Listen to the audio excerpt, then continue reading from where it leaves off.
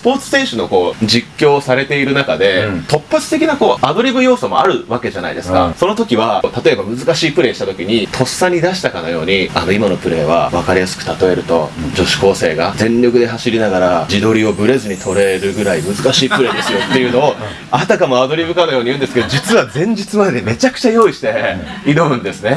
古舘さんってそういうパッと出てくるアイコニックなワードってどういう風にやっぱりね、俺本当の意味の 100% アドリブっていうのはないと思ってる。 100% アドリブってなくて、発してる言葉が宇宙語じゃなくて、普通の日本語を使って組み合わせてる以上、なんかで使ったりなんかで喋ったりいろいろやったものが蓄積されてるものが出会い頭で、このワードとこのワードが合体してアドリブで出てくるってイメージを持ってるから、本当の意味のアドリブじゃないって安心感があって、アドリブやんなきゃっていうと無から有を生まなきゃいけないっていうのがあるけど、そうじゃないっていうのも一つあるし、であとは本当に말을 잘하기 위해서는 말을 내 안에 쌓아둬야 합니다. 인생 역시 마찬가지라는 생각이 들었습니다.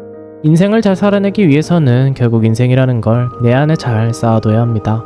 그래야 살다 보면 필연적으로 겪을 수밖에 없는 마치 애드리브와 같은 예기치 못한 선택의 순간이 다가왔을 때 당황하지 않고 나에게 잘 맞는 선택을 내릴 수도 있을 겁니다.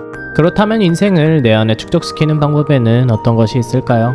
시인 박연준은 이에 대해 다음과 같이 말했습니다. 나를 커다랗게 키우고 싶다면 남의 삶에 개입해 그 사람이 되어봐야 한다. 인생을 여러 번 살 수 있는 가장 쉬운 길, 소설에 있다. 소설을 읽으면 인생을 여러 번 살 수 있습니다. 박연준 시인은 그렇게 말했습니다. 소설은 처음부터 끝까지 우직하게 읽을 수밖에 없다. 100개의 문이 있다면 100개의 문을 하나씩 다 열어본 뒤 들어갔다 나와야 한다. 시작부터 끝까지 독자가 오롯이 통과하며 주인공의 삶을 그 사람인 듯 살아봐야 한다. 그렇게 해야만 얻을 수 있는 가치가 있다. 소설은 우리 삶의 태반을 차지하는 특별할 것 없는 일상을 특별하게 조명한다. 소설을 통해 우리는 이스라엘의 군사가 될 수 있고 사랑 때문에 자살한 러시아의 성도 될 수 있다. 고기를 잡느라 평생을 고생한 늙은 어부가 될 수 있고 퇴학을 당한 뒤 사회 부적응자로 낙인 찍혀 정신병원에 입원한 소년이 될 수도 있다. 소설은 인간을 정확히는 패배한 인간의 삶을 이해하는 연습을 하게 한다. 삶의 가치는 실패를 인정하는 가운데 그럼에도 불구하고 겸허히 나아가는 인간의 태도에 있다.